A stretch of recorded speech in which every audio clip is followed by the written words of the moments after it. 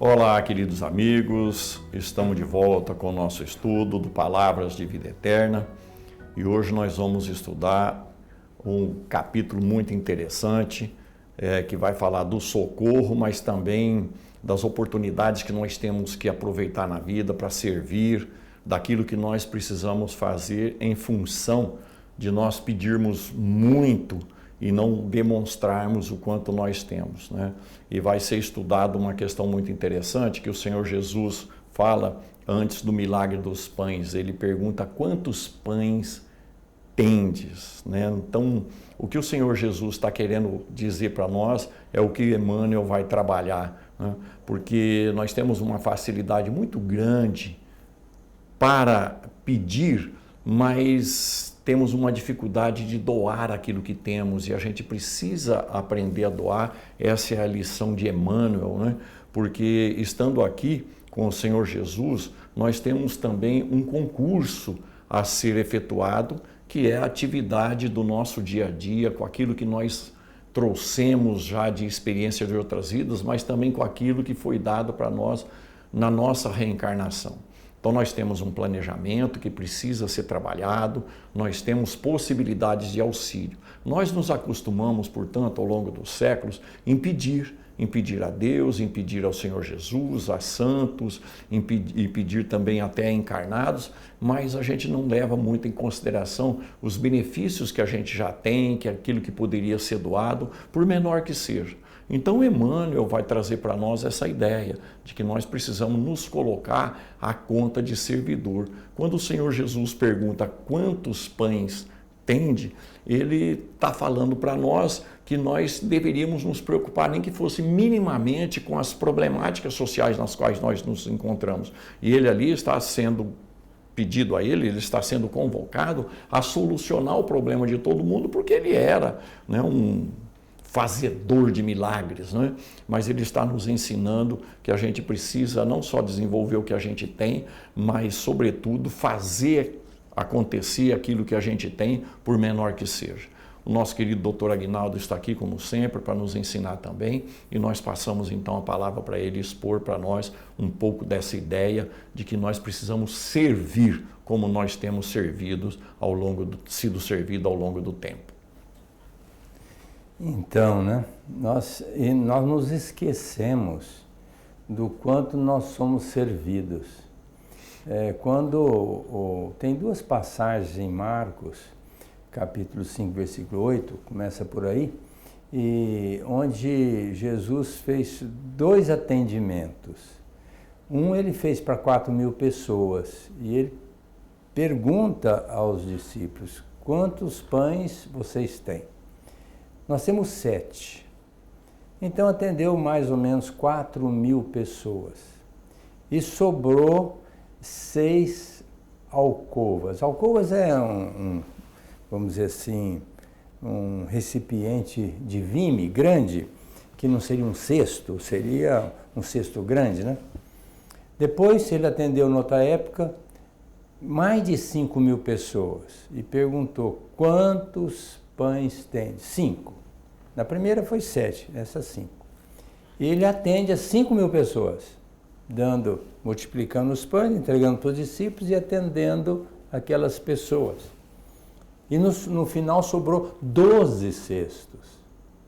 Mas eles deixaram lá os cestos e entraram no barco e foram embora. Aí que se deram conta que não tinha nada para comer. E os discípulos perguntaram: mas Senhor, e agora? O que nós vamos fazer? Nós deixamos os pães lá, ficamos sem comer, distribuímos e ficamos sem comer. Ah, mas Jesus olhou para eles e falou assim: mas vocês estão preocupados com o quê? Não se deram conta que quem multiplicou era o Cristo e ele estava junto deles. Então, essa confiança que a gente tem, que seria a fé verdadeira em Jesus e em Deus, muda totalmente o nosso panorama. Ao invés de a gente ficar preocupado em pedir e ter, Jesus não perguntou para eles: o que é que nós necessitamos? Ele perguntou: que tendes? Ou seja, com isso nós podemos fazer acontecer. Agora, se ficar pensando, o que nós necessitamos? Não necessitamos de muitos pães para alimentar 5 mil. Para pensar, alimentar 5 mil pessoas é muito pão, né? Então eles já diriam, não, senhor, não temos nada e não tem nenhuma chance. Mas não, Jesus fez questão de frisar, que tendes. Então, numa hora dessa, quando a gente vai fazer uma reflexão sobre a vida, e perceber que Deus nos deu tudo e mais alguma coisa, o que traz para nós como responsabilidade? Seria fazer a mesma coisa, de doar de nós o máximo, ou vamos continuar pedindo? E é como o Navarro disse, a gente sempre está pedindo, mas o que é que nós podemos ofertar? É que o Kennedy disse lá nos Estados Unidos, no momento de dificuldade, que o americano não devia perguntar o que a pátria pode oferecer para ele, o americano, mas o que ele pode oferecer para a pátria. Então, a mesma coisa diz respeito à nossa vida, né? Ao invés de nós ficarmos pedindo, vamos dizer assim, o que é que eu posso ofertar? E a vida é um feedback. A lei de ação e reação, de causa e efeito. Nosso Francisco de Assis não deixou isso claro? É dando que se recebe. Agora, a gente quer receber sem dar.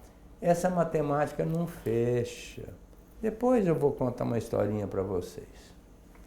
É muito interessante essa questão, porque existe uma coisa na vida social e, evidentemente, naquilo que nós observamos na questão governamental, nós achamos que sempre tem gente com mais para doar do que nós.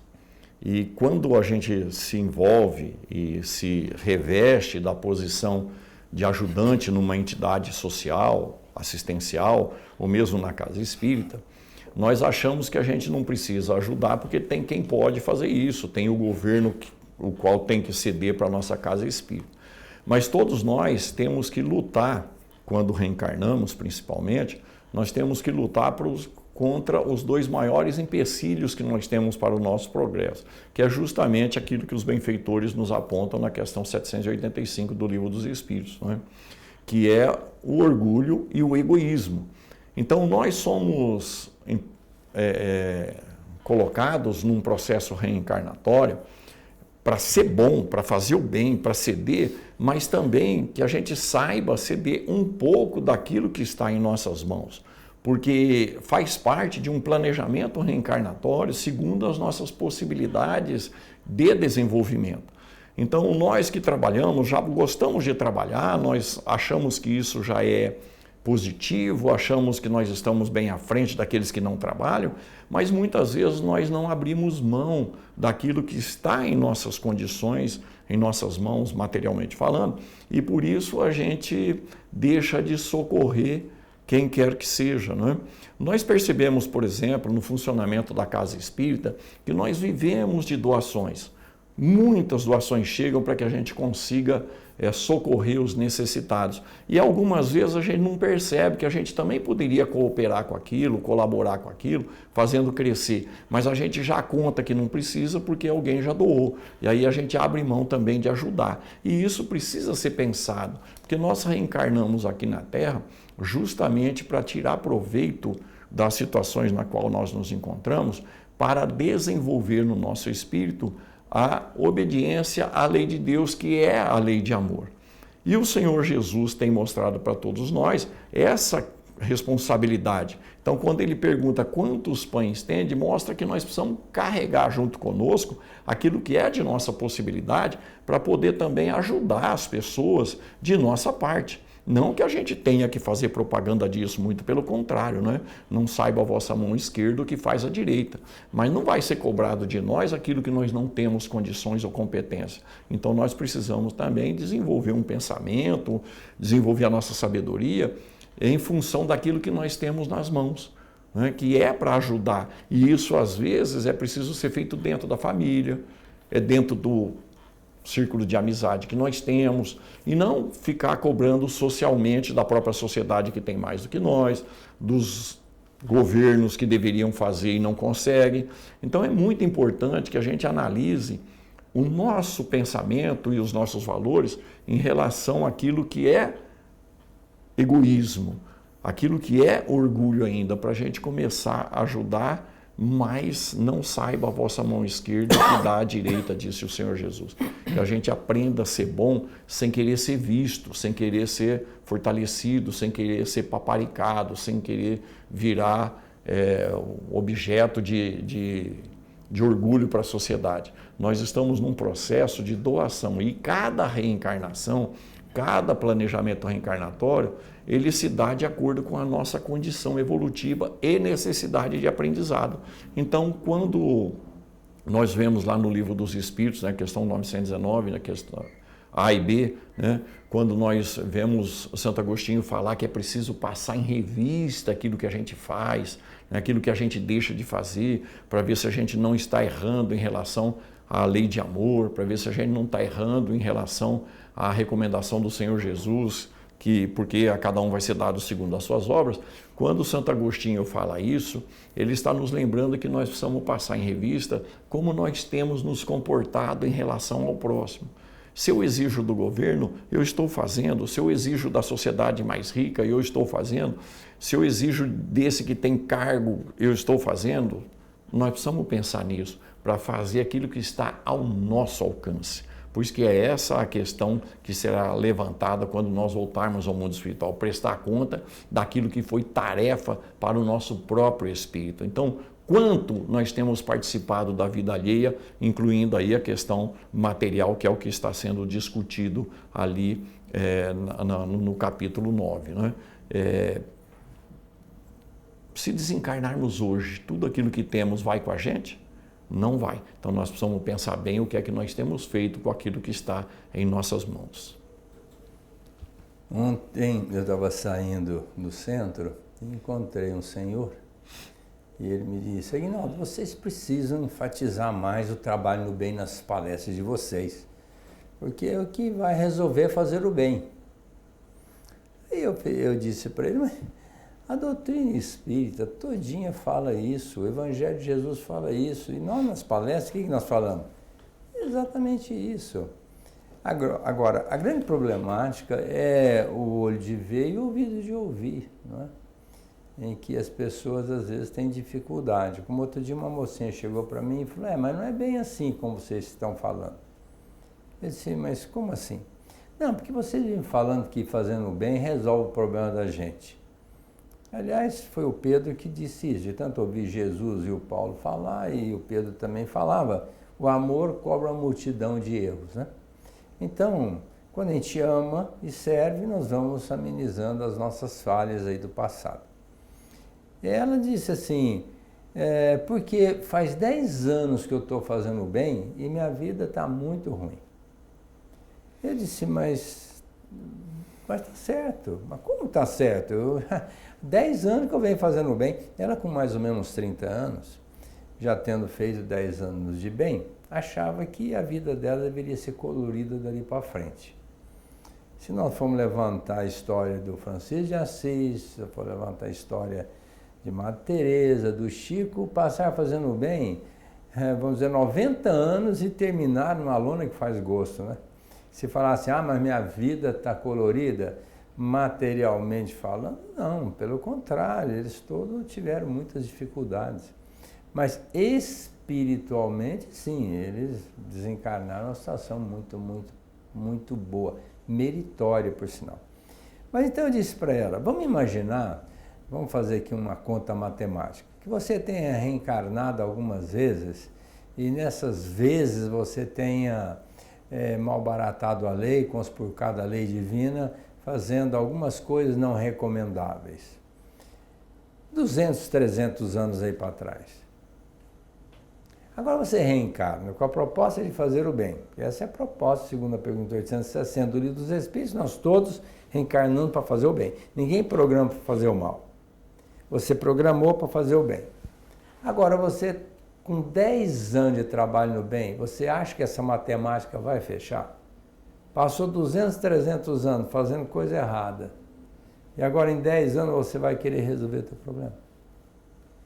Então eu disse para ela, se você desencarnar com 80, que é a média mais ou menos hoje, 10 anos, agora com 30, desencarnando com 80, é mais 50. 60 anos de trabalho no bem, pode ser que você equilibre essa balança, transformando os 300 anos de trabalho no mal para 80, menos os 20, né, que você já tinha vivido, 60 anos de trabalho no bem. Não é uma conta que ainda não fecha? 300 anos que você fez o mal e 60 que você fez o bem? Mas a proposta, que é dita muito bem pelo Ezequiel, um profeta bíblico, meu Pai não quer que o ímpio sofra, quer que ele se transforme. Como a gente não sabe o que vai acontecer conosco lá na frente, a única maneira de evitar um mal maior, kármico, é fazendo bem hoje. O Emmanuel, mentor do nosso querido Chico Xavier, deixou isso muito claro. Quando a Divina Providência analisa nosso karma e nós estamos engajados sistematicamente no bem, manda a Divina Providência que o karma fica adiado sem dia para se cumprir. Ou seja, se amanhã eu teria que ficar 15 anos numa cama com AVC, aleijado, sabe lá como, se eu estiver trabalhando para Jesus e para Deus, que vantagem Deus tem em Jesus de me deixar numa cama, sendo trabalho para os outros e deixando de fazer o bem? Vão passar por cima, deixa o Aguinaldo trabalhar, melhor que ele ficar numa cama. Agora, se a gente também não faz nada e deixa o tempo ir passando, é muito complicado. Antes de vir para cá, eu encontrei um rapaz e ele me falou, meu primo aqui tem um vidão, Aguinaldo, mas só vive em festa, bebendo, comendo, mas eu não sei nem como é que ele vive, só vive em festa. Eu fiquei muito preocupado nesse sentido de conversar com ele. Falei, mas isso não é vidão, porque quem ganhar a vida, perder lá. Quem perder a vida por amor a mim, ganhar lá, disse Jesus. Então, que vidão é esse de curtir a vida, gastar tudo, beber tudo e desfrutar de tudo que é benesse e não fazer nada no bem? Então, vai desencarnar, vai trazer problema para outra existência. E aí vai chegar aqui e vai dizer, meu Deus, por que eu? Como ontem uma moça foi lá no centro, atendendo essa criatura, ela está com uma doença muito grave e me perguntou, mas por que eu? Olha, eu não sei por que é você, mas a bem da verdade, para que eu sei? É para você tirar partido dessa experiência e crescer, progredir espiritualmente, sanando as falhas de antes. Agora, um detalhe, se você tirar partido dessa experiência e fizer um programa de trabalho no bem, apesar da sua doença, você está resignando e agindo com devotamento. Isso vai justificar a colocação de Jesus, que são as duas palavras-chave para a gente estar aproveitando muito bem a nossa existência. Abnegação, aceitar a vida como ela é. E a demais, devotamento. Se dedicar, amando e servindo o próximo. Da mesma forma que nós somos amados e servidos por Deus. Deus dá tudo para nós. Só espera que a gente dê um pouquinho de nós para os outros que são filhos dele. É interessante quando nós estudamos a filosofia espírita, pegando evidentemente os ensinos do Senhor Jesus. A doutrina espírita nos esclarece que nós todos somos criados simples e ignorantes. É ponto de partida igual para todos os seres vivos. E todos nós chegaremos também no mesmo ponto, que é a perfeição, conforme explica a questão 132 do Livro dos Espíritos. No restante que nós vivemos aqui na Terra é em função do nosso livre-arbítrio. Então nós escolhemos aquilo que nós queremos fazer. Mas o Senhor Jesus já nos alertou que a cada um é dado segundo as suas obras, e quem ferir pela espada será ferido. O que significa dizer que nós estamos ainda aprendendo isso. Por isso que o nosso mundo está num estágio de provas e expiações. Nós ainda sofremos consequências erradas das coisas erradas que fizemos, então são as expiações, aquilo que acontece em função daquilo que nós fizemos pessoas passarem, mas existem também muitas provas que o nosso espírito pediu antes de reencarnar, para ele se mostrar efetivamente progressivo ou já progredido num determinado estágio. Nós estamos num limiar, dizem os benfeitores espirituais, né, para um mundo novo, né, um mundo em que nós teremos um pouco melhor de convivência aqui na Terra, porque aqueles espíritos mais revoltados, mais duros de coração, né, não conseguirão a recuperação em tempo para essa nova possibilidade, para essa nova condição do nosso planeta, né? Nós estamos indo para um processo evolutivo, mas que é de continuidade da nossa renovação e não é um prêmio. Nós não estamos indo para um prêmio, nós estamos indo para uma consequência em função do bem que a gente está aprendendo a passar. Então, tudo aquilo que está acontecendo em nossas vidas nos chama para a evolução do nosso espírito, para que nós possamos, no mundo de regeneração, regenerar tanto a nossa existência passada, mas também, evidentemente, o nosso pensamento, os valores que nós temos, a forma como nós julgamos, a forma como a gente estabelece critérios. Quando nós vamos à casa espírita, nós temos a necessidade, evidentemente, de estudar toda a doutrina, e valeria a pena que a gente estudar não só os livros básicos da doutrina, como o Livro dos Espíritos e o Evangelho, mesmo que a gente não queira trabalhar a mediunidade, mas ler o céu e o inferno, por exemplo, que vai mostrar para nós qual é a consequência daquilo que a gente faz, daquilo que a gente não faz, daquilo que a gente deveria ter feito. Porque todos nós, não importa a condição que nós estejamos, não importa a oportunidade que nós temos nas mãos, e foi dado aí por bênção divina para que a gente recupere, são os trabalhadores da última hora, vamos dizer, né? Na proposta do Senhor Jesus, nós somos os trabalhadores da última hora. Qual hora? A hora da mudança para o mundo de regeneração. Mas nós temos regenerado o nosso entendimento, nós temos trabalhado para o bem do próximo, que começa evidentemente dentro de casa, reconciliar com o vosso adversário enquanto estáis a caminho com ele, dentro de casa, da família.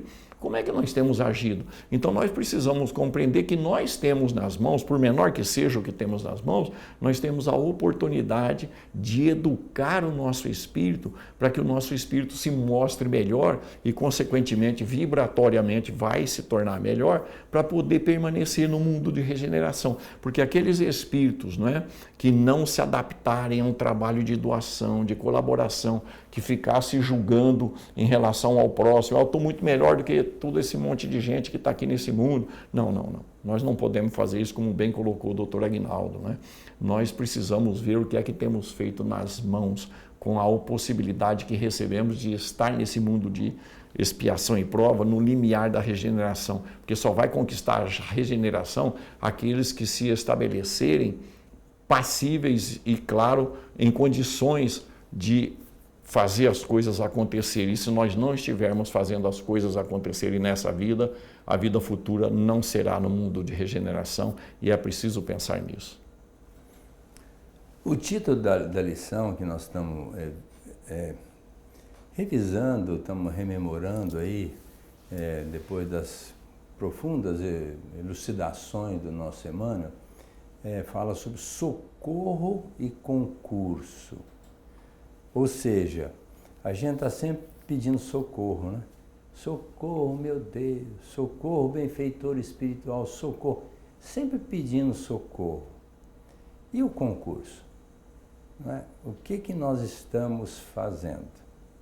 E Deus, ainda na medida da necessidade do outro, precisa de nós. Porque o dia que não houver necessidade, também não temos que fazer nada. Mas, sabendo a verdade, eu acho que isso vai para a eternidade, sempre tem alguém precisando de nós. E sempre estamos precisando de alguém. Jesus, que foi Jesus, já chegou aqui e disse assim, 12 criaturas, vem trabalhar comigo. Jesus poderia fazer tudo e mais alguma coisa e não precisar de ninguém? Poderia, seria um outro tipo de trabalho. Mas ele já convidou 12 discípulos para trabalhar com ele, que era exatamente para dar continuidade, porque ele sabia que ele viria e iria embora. E precisaria daquelas criaturas para dar continuidade à proposta dele. Então, nós todos somos partícipes desse contexto. Deus, Jesus, está construindo um mundo melhor, cada dia está melhorando um pouco, mas nós somos peças integrantes desse contexto. Se somos agraciados por tantas facilidades, é de se pensar que também teremos mais responsabilidade. Será exigido mais a quem mais se der. Agora, o que a gente vê é um aforismo que é bem conhecido. Quando a gente quiser alguma coisa, procura quem não tem tempo. Porque quem tem tempo diz que não tem. Então nós teríamos que arrumar um tempinho da nossa vida, além do trabalho, e pensar o que eu posso fazer por alguém. Sempre tem alguma coisa para fazer. E não é uma coisa muito difícil, porque de repente, mas isso é muito complicado. Não. Escolha uma pequena coisa que você possa fazer e comece, porque tudo cresce, pega gosto. Você hoje começa com uma coisinha pequena e vai indo, e Emmanuel diz assim, quando o trabalhador está pronto, o trabalho aparece. Jesus vai e coloca para nós, se não sois fiéis nas pequenas causas, que dirá nas grandes? Então nós temos que estar nos aparatando para fazermos coisas cada vez mais progressivas. Nenhum espírito aqui na Terra encarnado teria condição de fazer o que Jesus fez. Nenhum. Mas ele, logicamente, fez. E disse, tudo que eu faço, podereis fazer também. Então nós temos que nos aparatar para isso, começando das pequenas coisas. Agora, na indiferença, isso não é comigo, não é a minha responsabilidade, outro faz, coisa e tal, nunca vamos estar dando o primeiro passo ou nos aparatando para as pequenas obras. E quando chegar a mais complicado, a mais difícil, logicamente nós vamos sucumbir. Então a proposta de Emmanuel é nós estarmos pedindo, meu Deus, me socorra, meu anjo guardião, me socorra. Ótimo, mas o que você está participando? Qual que é a sua participação? É essa mensagem final do Emmanuel. Façamos a nossa parte, a diferença está em fazermos alguma coisa de útil, de benefício para o próximo, porque senão nós vamos passar por aqui, perdemos a grande oportunidade de ter feito bem, além do tempo perdido.